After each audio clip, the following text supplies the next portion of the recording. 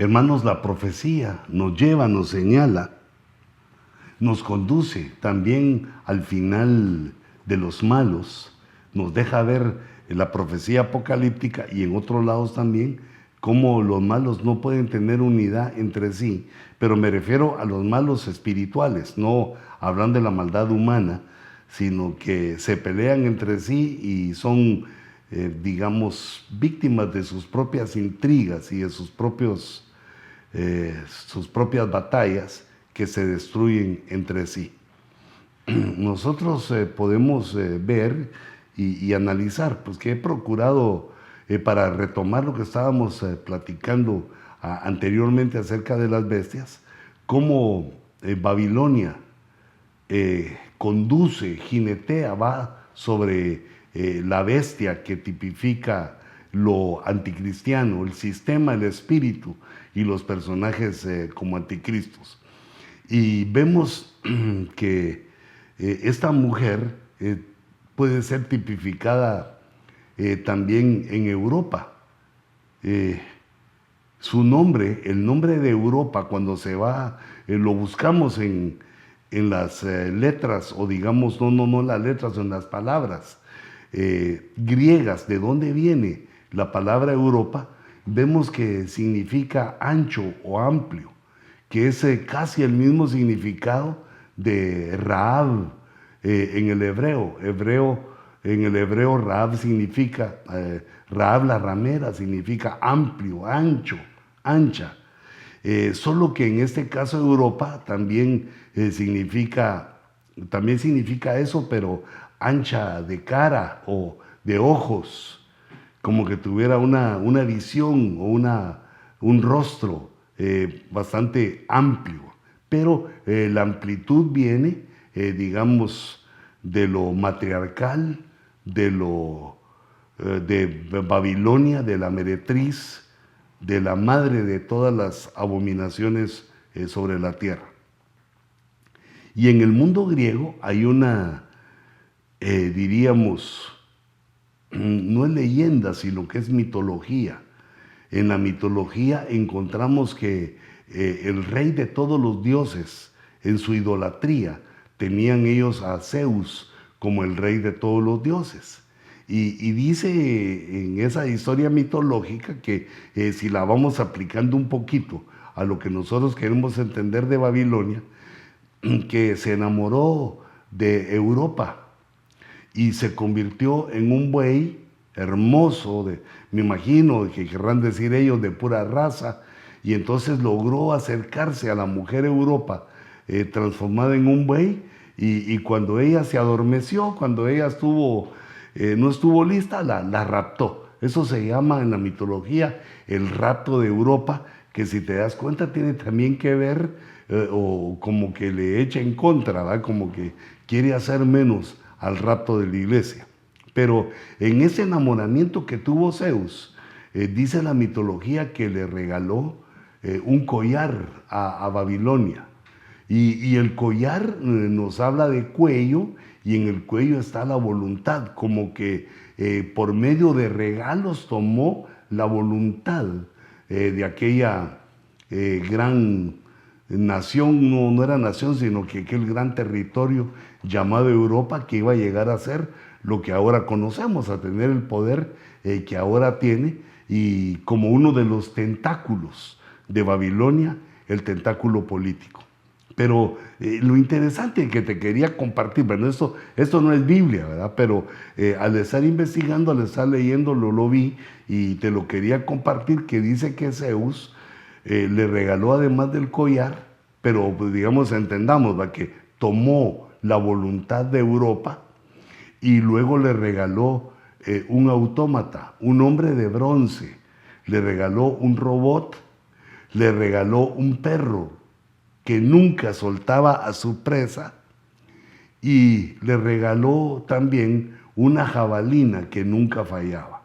Es decir, que está diciendo que Europa fue dotada, digamos, de la capacidad tecnológica que podemos ver en el robot, también de esta perseverancia que vemos en aquel perro que no suelta, que está en la batalla y no suelta, y se muere peleando y se muere agarrando a su presa, y también la capacidad armamentista, las tecnologías armamentistas que le dieron a Europa un poder tan grande que casi se destruyeron en el siglo XX las naciones de Europa por ostentar el poder.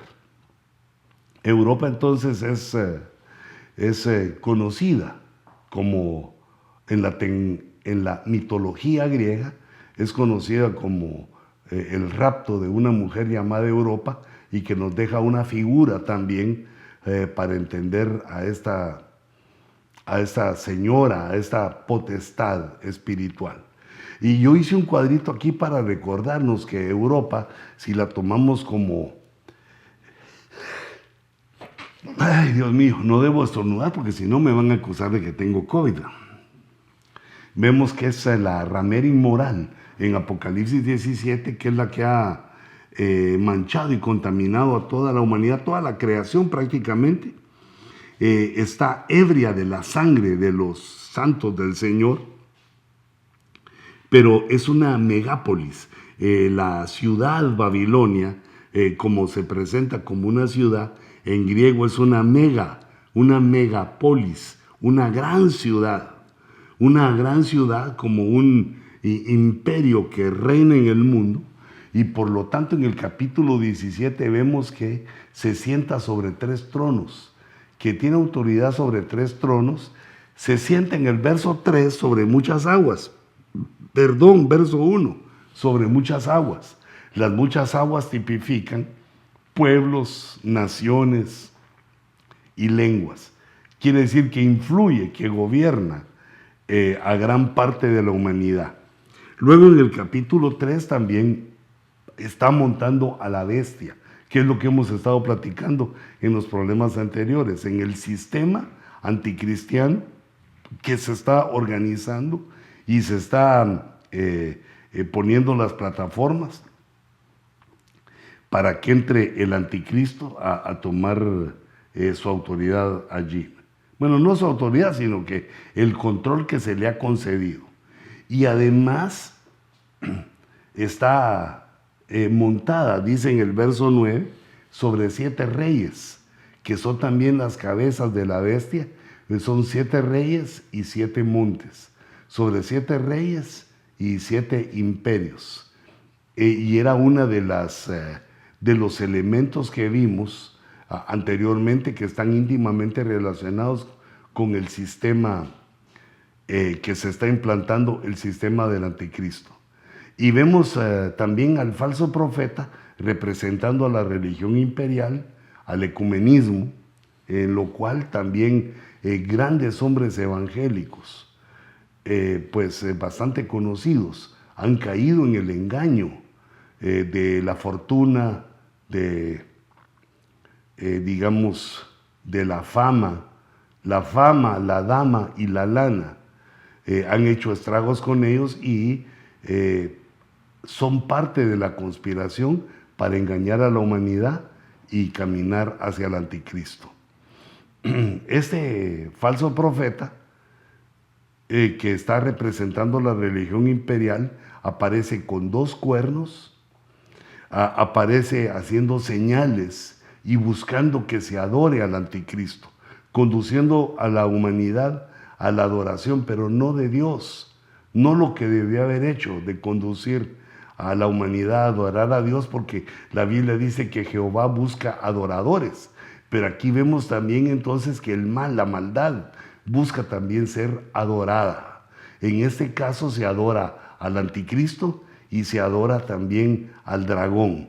Y como antiguamente fueron adorados los ídolos, especialmente los hebreos, los judíos, cayeron constantemente en esa situación de adoración.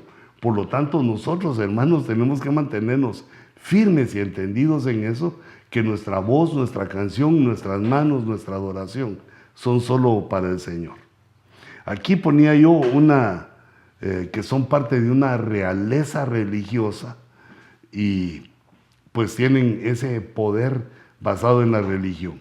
Y el tercer elemento que les quería recordar es el poder político, económico, militar, que se están basados en la realeza Illuminati, que es como entendemos hasta acá que se maneja todo este sistema que se está poniendo a favor del anticristo, que es manejado por una realeza Illuminati que se dejan ver de determinadas maneras por parte de las naciones, pero es un engaño, están bien escondidos y están también procurando esa situación, que se ponga cuanto antes, que lo más pronto posible entre en vigor el reino del anticristo. Y con él, como habíamos hablado, van a gobernar 10 reyes, que va a ser prácticamente la realeza política, pero digamos, van a ser las cabezas del mundo.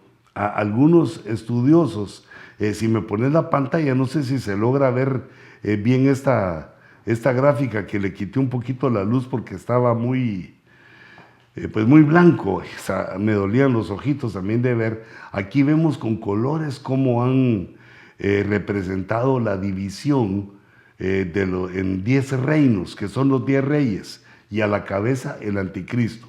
10 reyes gobernando la tierra, y vemos el color rojo en el norte, el azul celeste en África, anaranjado, bueno, en fin, haciendo 10 reinos y dividiendo el mundo en esos reinos, y cada reino va a ser gobernado o dominado por uno de estos cuernos que aún no se han manifestado y que se les va a dar autoridad, dice la Escritura, por 1 hora. Eso quiere decir un tiempo corto, eso quiere decir que no va a ser demasiado. Nosotros entendemos que es la segunda parte de la tribulación, que son 3 años y medio. 3 años y medio de la tierra igual a 1 hora, eso no sale matemáticamente, pero más o menos a eso se refiere, un tiempo corto, aunque para los hombres 3 años y medio es bastante. Ahora, hay una implosión, hay una batalla en el reino de las tinieblas, en el reino del mal, trabajando todos en ese sentido, pero en el sentido del sistema. Pero dice Apocalipsis 17 que los 10 cuernos que viste y la bestia, son 11 cuernos, estos odiarán a la ramera, odiarán a Babilonia y la dejarán desolada, sola y desnuda, comerán sus carnes y la quemarán con fuego. Quiere decir que algunas de los 7 tentáculos que tiene Babilonia van a ser destruidos por el sistema del anticristo. Y explica el verso 17 que Dios ha puesto en sus corazones el ejecutar su propósito. Es decir, que es Dios el que pone a estos reyes a enfrentarse contra la ramera. Ese es el propósito de Dios. Los 11 o los 10 cuernos, los 10 reyes, ponen todo su propósito, conscientemente ponen su propósito al servicio del anticristo. Pero Dios, que está sobre todo, pone en el corazón de ellos este propósito, que destruyan a Babilonia, que caiga Babilonia, porque ellos tienen un propósito unánime, y den su reino a la bestia hasta que las palabras de Dios se cumplan. Date cuenta que hay hasta aquí. Se les da la autoridad, se les concede gobernar ya en el sistema del anticristo impuesto, que va a ser un sistema doloroso, empobrecedor, sufrido, además de que recibe todo el mundo, el planeta, la ira del Padre, del Hijo y la ira del Espíritu Santo, las 3 iras. Y también se recibe la ira del diablo persiguiendo a los cristianos. Quiere decir que el mundo va a estar en medio de una serie de iras que lo destruyen y le cambian todo aquello como fue diseñado y cómo había construido el hombre esos grandes imperios, ciudades, descubrimientos. Eso va a ser asolado, según lo vemos en los sellos, en las trompetas y también en las copas. La parte final de la tribulación, la gran tribulación, los últimos 3 años y medio, que se considera en el periodo del tercer ay, sufren las 7 copas de la ira de Dios, que son los últimos 7 juicios, dolorosos juicios contra la humanidad por haber abandonado a su Creador. Es una cosa difícil que se repite muchas veces en la Escritura. Dice el Espíritu Santo en la Escritura: ¿se ha visto alguna nación que abandone a su Dios? ¿Se conoce alguna nación que abandone a su Dios aunque sea solo un ídolo? Pero Israel, y recordate que la iglesia, nosotros somos el Israel de Dios. Israel lo hizo. Israel, conociendo a Jehová, lo abandonó y se fue en pos de los ídolos que nada son, que son invenciones. Y de la misma manera también en este caso vemos la apostasía de la iglesia, que muchos, habiendo conocido al verdadero Dios, al único Dios, habiendo nacido de nuevo, dan la espalda al final de los tiempos por situaciones innombrables, inmencionables, dan la espalda al único Dios y se van en pos del desastre, de lo que no sirve. Pero aquí vemos en estos versículos, en el verso 16 y 17, que se ponen, se ligan, se juntan esos 10 poderes, esos 10 cuernos, esos 10 reyes, se unen para destrozar, para destruir, digámoslo así, a la gran ramera, aunque la destruyen en sus 7 tentáculos. Entonces démonos cuenta que es el dragón contra la ramera, ¿verdad? La ramera que antes jineteaba a la bestia, ahora la bestia se voltea y la ataca. Vemos en el capítulo, eso es una guerra, digamos, eso es una batalla. Yo le puse como implosión, porque eso está ahí adentro de los malos. Así como los habíamos visto, que los malos es la Babilonia, está el diablo, el falso profeta, está el anticristo, está la estatua. Son también 5 elementos que están ligados, coaligados, están poniendo el sistema y luego van a utilizar el sistema para subyugar a la humanidad. Pero ahora resulta que se le opone, el diablo se le opone a la reina del cielo, a Babilonia, y esta es destrozada. Gana en esa batalla el diablo. Luego llega a la siguiente batalla. Fíjate que lleva varias ganadas porque derrotaron a los 2 testigos. Han derrotado a Israel y a los cristianos. Los han perseguido y los han derrotado. Y ahora en el capítulo 19 se enfrentan también esos malvados a otra batalla, que esa es una batalla que la Biblia le llama Armagedón. Y que es importante que la conozcamos porque muchas personas han oído el nombre, le ha sonado campanas por ahí, y todo lo que ven difícil, cualquier guerra, la llaman la guerra de Armagedón. La guerra de Armagedón está tipificada aquí en el capítulo 16 de Apocalipsis, pero la vemos de cerca aquí en el 19:19. Entonces vi a la bestia, dice, a los reyes de la tierra y a sus ejércitos. Fíjate, la bestia, el anticristo. Los reyes de la tierra son los 10 cuernos.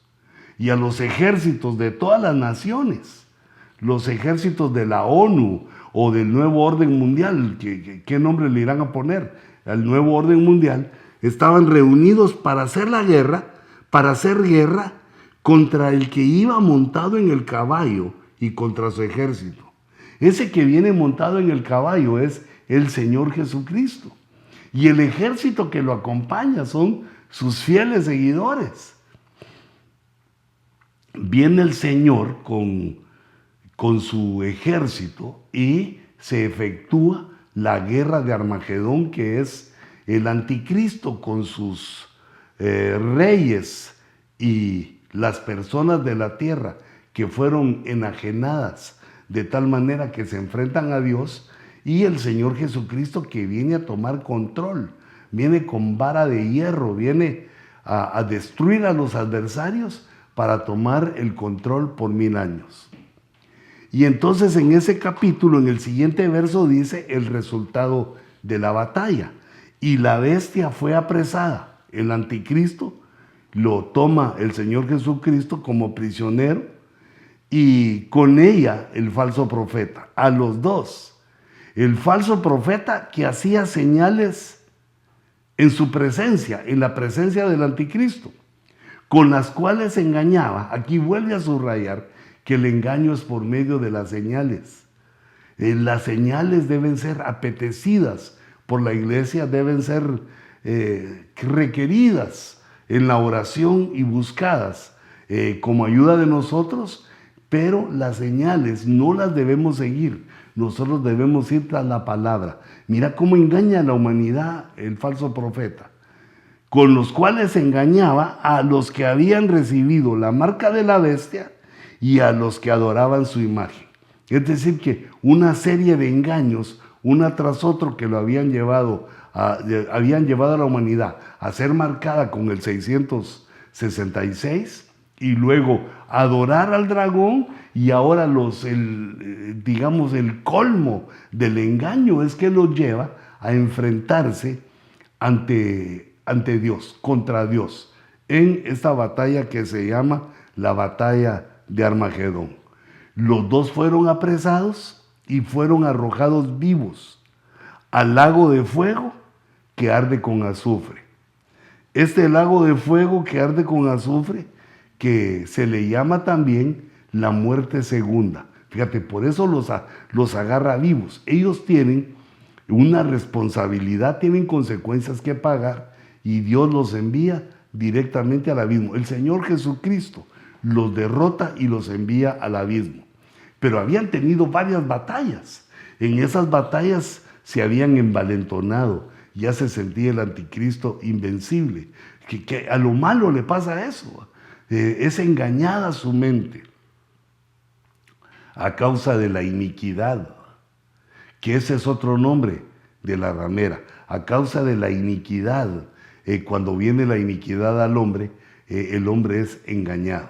Y llegan a pensar que están haciendo lo correcto, lo bueno, lo que Dios manda. De manera aún que hasta el apóstol Pablo perseguía a la iglesia de una manera tan feroz, de una manera tan desequilibrada, porque los hermanos no le hacían resistencia, no le oponían resistencia. Pero, digamos, pensando que se está haciendo el bien, de una manera engañados, pensando que se está haciendo el bien, también podemos estar haciendo el mal. Y eso también ocurre en la iglesia, que hay gente, personas que son engañadas y piensan que están haciendo bien al oponerse a la iglesia, al hablar mal de la iglesia, al hablar mal de su pastor, al oponerse a las cosas que suceden en la iglesia. Y esto es una infidelidad que tiene consecuencias dolorosas y negativas para la persona. Este enfrentamiento no sale bien librado y es la última batalla del sistema anticristo, del personaje anticristo, y también es el fin del espíritu del anticristo. También Babilonia como tal queda destruida, pero aún sobrevive como en su nombre la muerte, sobrevive también con su nombre iniquidad, porque aún los que van a vivir en el milenio van a ser probados una vez más. Al final del milenio viene la prueba para los que moran en el milenio. Y tú y yo no debemos hacer planes para el milenio, porque nosotros estamos para el rapto, nosotros estamos para el plan de la gracia. Somos parte de la gracia, no del milenio, que va a ser otro trato de Dios con la humanidad.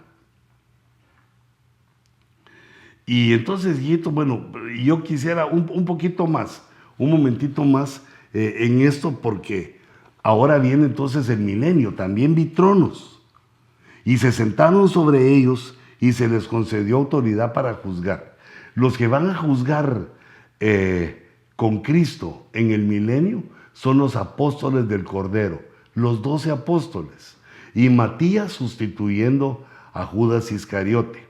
Si te das cuenta, estos malos habían copiado del plan del Señor, porque el anticristo había puesto a 10 reyes, tomando en consideración o imitando al plan divino que era el Señor Jesucristo, sentando en el trono apostólico a 12 apóstoles, a los apóstoles del Cordero, uno que gobierna y 12 alrededor. Y la mala interpretación o la mala imitación del anticristo era el anticristo y 10 reyes con él. Pero vemos que se pelean entre sí, 3 reyes dejan de ser y quedan 8 reyes, se pelean también con la Babilonia y al final son derrotados. Cuando el mal se pelea con el Cordero, que viene en su caballo, que viene con su ejército del cielo, hasta ahí llegan, hasta ahí quedaron estos. Y dice, y vi las almas de los que habían sido decapitados por causa del testimonio de Jesús y de la palabra de Dios, y a los que no habían adorado a la bestia ni a su imagen, ni habían recibido la marca sobre su frente ni sobre su mano.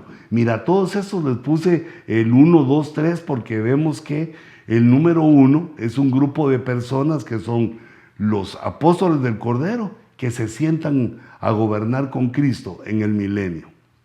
Luego en el número 2 aparecen los decapitados. Estos decapitados son los que en la gran tribulación no aceptaron adorar a la bestia ni al anticristo y estuvieron dispuestos a morir siguiendo el testimonio de Jesús y apoyándose en la palabra de Dios. El testimonio de Jesús y la palabra de Dios los obligaron a dejarlo y ellos no aceptaron, por lo cual fueron decapitados. Se les cortó la cabeza, que es una muerte muy dolorosa, es indeseable, ¿va? Es sangrienta y espantosa, pero es la forma que utiliza el anticristo para que se asusten todos los humanos y por el miedo dejen de adorar a Dios, dejen de creer en Dios y se vayan con Él. Este segundo grupo son los que fueron decapitados por amor a nuestro Señor Jesucristo y son vencedores de la bestia. Y los que aparecen en el 3 son los que no habían adorado, ni se les había puesto la señal sobre su frente o sobre su mano. Es otro grupo. Dice, y volvieron a la vida, o sea que todos modos murieron. Y volvieron a la vida. Unos murieron decapitados, otros a espada de otras maneras, y volvieron a la vida. Ahí hay una resurrección. Es un turno de resurrección que ocurre antes de entrar al milenio. Volvieron a la vida y reinaron con Cristo 1000 años. Este es el quinto turno de resurrección, porque todavía hay un turno al final del milenio. Hay un turno de resurrección. Volvieron a la vida y reinaron con Cristo por 1000 años. Estos que fueron cristianos, que fueron derrotados porque dieron su vida en la tribulación, ante los ojos de Dios son vencedores y se les concede la resurrección y que estén con Cristo por 1000 años. Date cuenta la diferencia de la recompensa que tienen ellos de gobernar con Cristo 1000 años a la recompensa que tiene la iglesia, que escapa, que es arrebatada y va a las bodas del Cordero. Se hace la que fue novia, se hace esposa del Cordero. Hay una diferencia, pero también hay algo en común. La diferencia es el nivel de los salvos y en lo común es que son salvos. Fueron salvos en muchas dimensiones, en muchos niveles. Pero el nivel máximo, el nivel mayor, lo tenemos nosotros ahora en la Iglesia de Cristo, de llegar a ser la novia del Cordero. Y hay algunas situaciones que debemos aclarar, que son importantes. ¿Cómo es que la iniquidad entra a nuestro corazón? Porque la iniquidad es uno de los nombres que tiene la gran ramera. La iniquidad es cuando una persona, cuando peca con conocimiento, cuando uno sabe que es pecado y aún así lo hace, y además no se arrepiente, y además lo hace constantemente, entonces se llega al máximo nivel de pecado, que es la iniquidad. Date cuenta que todo comienza como una transgresión. Es decir, que está lo malo y de pronto cuando sentimos, hicimos lo malo, transgredimos. Si la transgresión la seguimos haciendo, se convierte en pecado. Si se vuelve algo constante en nuestra vida, se transforma en iniquidad. Y la iniquidad tiene graves consecuencias espirituales. Pero fíjate esto, vamos a ver, yo creo que aquí lo puse. Mira cómo es la iniquidad. Cuando llega la iniquidad a una persona, puede ser un convertido, que llega a esa iniquidad, dice que la iniquidad enseña a tu boca.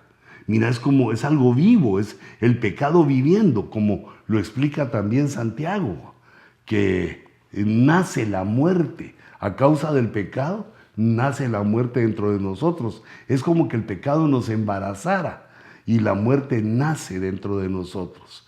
Y esa muerte, esa iniquidad empieza a hablar, dice aquí Job, mira, porque tu iniquidad enseña, no solo habla, le enseña a la boca. ¿Y qué le puede enseñar a la boca? Lo que va a decir.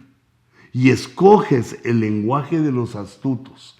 El lenguaje de los astutos es, o podemos tomarlo como, son los que siempre encuentran una solución para todo. Tienen siempre la solución, siempre encuentran una excusa para todo. Como también vemos que es parte del hombre, cuando Adán pecó y Dios le preguntó, cuando Dios le habló, él pues tomó una excusa, que la mujer que Dios le había dado. De ahí comenzamos nosotros a autojustificarnos, toda la humanidad, toda la raza, a autojustificarse y encontrar siempre excusas para no aceptar lo que somos. El lenguaje de los astutos, para no aceptar nuestras debilidades y nuestros pecados, porque es la manera de obtener perdón. La iniquidad le enseña a nuestra boca, el lenguaje de los astutos, que fue sin querer queriendo, que no lo hice así, yo no tuve la culpa, me provocaron, y entonces no nos arrepentimos y el pecado se va convirtiendo en iniquidad. Y dice también el Salmo, porque en sus propios ojos la transgresión le engaña. Fíjate, delante de nosotros, es decir, estamos conscientes de cómo la transgresión engaña al hombre para que no descubra su iniquidad. Como que como lo hablábamos, nos justificamos, nos hacemos los pequeñitos, que no lo hice con querer, se me fue, no era mi intención. Nos excusamos y entonces eso nos impide descubrir la iniquidad para aborrecerla. Nosotros debemos, y para eso Dios nos ha dejado la Santa Cena, nosotros debemos enfrentar nuestras transgresiones, no permitir que se conviertan en pecado, atajarlas desde ahí. Y si se vuelve en pecado, luchar contra eso, porque el pecado que se vuelve constante, que se vuelve una costumbre, un ejercicio, se convierte en iniquidad. Y la transgresión nos engaña para no reconocerla. Por eso dice el salmista, dice en el Salmo 119, Señor, afirma mis pasos en tu palabra. Que tu palabra me ayude a caminar para que yo no tropiece en transgresiones, yo no tropiece en pecados y que la iniquidad no me domine y que ninguna iniquidad me domine. Esto quiere decir que hay varios grupos de iniquidad, varios pecados que se vuelven iniquidad y la iniquidad nos hace inicuos. Inicuo quiere decir sin ley, que no respeta, no le importa, inicuos. Y ese es uno de los nombres que se le da en griego al anticristo, el inicuo, el sin ley, el que quiere cambiar los tiempos y la ley. Es un hombre sin ley, no tiene la verdad consigo Y entonces aquí el salmista dice, Señor, que ninguna de esas iniquidades me domine a mí, sino que yo lo que quiero, Señor, es, aleluya, que afiances mis pasos con tu palabra. Por eso, hijitos, no faltemos a la iglesia. Mira, es cierto que es un peligro el COVID, pero mantengamos la distancia social, todos los consejos que tú sabes, pero no faltemos a la iglesia porque no sabemos cuánto tiempo queda. Y parece ser que es muy poco. Se acerca, es inminente la venida del Señor. Este verso con el que me despido, porque quiero que entendamos que la idolatría es una iniquidad. Por eso es que te insistimos tanto que tengas cuidado de las fiestas que se celebran, porque hay fiestas idolátricas. La idolatría, la babilonización de nuestra cultura es un hecho. Nos han babilonizado, nos han engañado, nos han dicho cosas que tengamos como que no fueran mucho, pero son ofensas que hacemos a Dios. Así también comenzaron los hebreos y llegaron a ser destruidos. La rebelión es una iniquidad. Esto lo habla el profeta Samuel, porque la rebelión es como un pecado de adivinación. La adivinación es una iniquidad. La hechicería, la magia, el leer la mano, todas esas cosas. Hijito, sé sabio. Eso no es de Dios. Son iniquidades que las pintan y las disfrazan como que fueran cosas que a Dios no le importa o cosas como que Dios lo ha dejado. Y lo vemos en Hollywood, en las películas, como la magia, la maldad de la magia, lo sobrenatural de la magia, es expuesto a la humanidad y los atrae. Nosotros debemos de buscar lo sobrenatural de Dios, que es por medio de la fe. Entonces, la rebelión, mira, es peligrosa. Todos debemos tener autoridades. Todos debemos reconocer nuestras autoridades en la familia, nuestras autoridades en la sociedad, nuestras autoridades en la iglesia. Tengamos cuidado de no caer en rebelión, porque aquí dice que Dios ve la rebelión como que fuéramos hechiceros. Ay no, Señor, guárdanos, como que fuéramos magos. Y la segunda parte del verso es la desobediencia. La desobediencia dice que es como iniquidad e idolatría. Entonces aquí hay varias. Está la hechicería, está la rebelión, está la desobediencia y también la idolatría. Creo que el Señor nos muestra que debemos ser sujetos y apartarnos de toda iniquidad. Y entonces fíjate cómo termina. Por cuanto has desechado la palabra del Señor, Él también te ha desechado para que no seas rey. Mira, cuando Dios en su amor nos llama y nos tiene paciencia, nosotros debemos aprovechar, porque Dios también se manifiesta como fuego, como un fuego consumidor. Y quisiera agregar la iniquidad de Sodoma, porque ahí vimos cuatro formas de iniquidad que se explican en la Biblia, que todas caen en estas, en idolatría, en desobediencia, en rebelión, en hechicería, pero esta se acerca mucho a la forma como hemos vivido, y que es la iniquidad de Sodoma. He aquí, dice Ezequiel 16:49, esta fue la iniquidad de tu hermana Sodoma. ¿Cuál fue la iniquidad? Arrogancia. Mira, otra vez el carácter. Ser arrogante, orgulloso. La arrogancia, abundancia de pan. Pero ¿por qué la abundancia de pan puede ser una iniquidad? Porque los excesos nos llevan a que nuestra alma, nuestro entendimiento se paralice o se insensibilice, que se vuelva insensible. Mira, estoy con dificultades así de palabras larguitas, ¿verdad? Se insensibilice. Dice, abundancia de pan y completa ociosidad tuvieron ella y sus hijos. Quiere decir que Dios le dio a Sodoma unas finanzas tan buenas, les dio una abundancia, una prosperidad que fue utilizada como ociosidad para no hacer nada.